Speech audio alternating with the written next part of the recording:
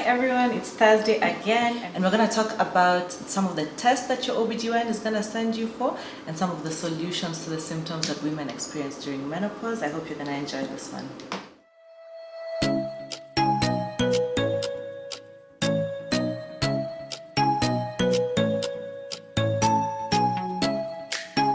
So let's get straight into what are some of the tests that your OBGYN is going to send you for when you're in menopause. So first they're going to send you for a blood test. Actually most of them are blood tests, but this one is going to check whether you have anemia or not, whether your blood is clotting properly, whether you have any infection, and then they're going to check your liver function test, your kidney function test. They're going to check your lipid profile, because if you watched part 1 of this episode, you remember that lack of estrogen and menopause puts us at risk of cardiovascular accidents, and so your lipids or your blood cholesterol levels are likely to go up, and so your OBGYN needs to check for that. They're also going to check if you have any other hormonal abnormality, like for example, is your thyroid functioning well, and then they're going to start screening you for cancer. So when you're screened for reproductive cancers, you're going to be screened for ovarian, cervical, and breast cancer. So ovarian cancer screening means that you're going to have a pelvic ultrasound to check if there's any mass in your ovary. You're going to have ovarian cancer markers, which is a blood test. Your OBGYN is likely to have you do a pap smear to see if you could have cervical cancer. And then because at the age of menopause, you are at an advanced age, you're going to have a breast ultrasound and a mammogram just to screen for breast cancer. At the same time, your OBGYN is going to check your heart. They're going to want to do an electrocardiogram and an echo, which is going to check the electrical activity of your heart and do an ultrasound of your heart just to see if it's functioning well. Your OBGYN is also possibly going to do a bone mineral density scan just to see what your bones are looking like and see if they're healthy, and know whether you need a replacement of calcium and vitamin D. And this ideally should form a good menopausal screen. So what are some of the solutions to the symptoms of menopause? One of the major solutions is actually supplementation. Women who are menopausal require calcium supplementation, vitamin D supplementation, and possibly estrogen supplementation, but we're going to get to that in a minute. One of the ways to supplement is to orally give calcium and vitamin D. We also have substances called biphosphonates, which women get when they're menopausal, which helps them deal with the hot flashes and which protects their bones. At the same time, there's many changes that need to be made in a menopausal woman's lifestyle. Smoking, intake of alcohol needs to be stopped at that point in time. Diet must be very strictly kept.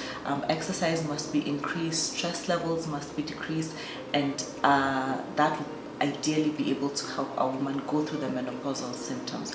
One of the really important things about supplementation, and I don't know if many of you have read about this, is hormonal replacement therapy and phytoestrogen therapy. These are therapies that really put back estrogen into the woman's body, and they could have a lot of benefits, but they could also carry a lot of risks.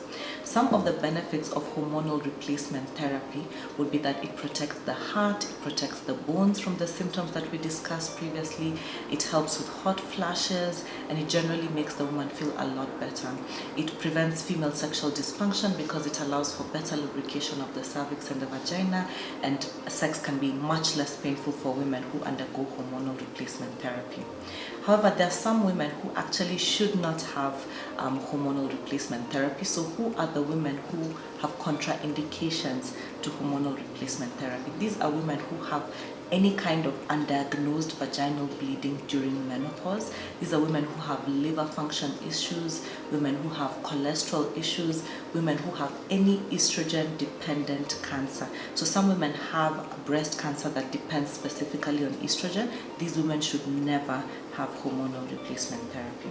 And that makes me now discuss what are some of the risks of hormonal replacement therapy.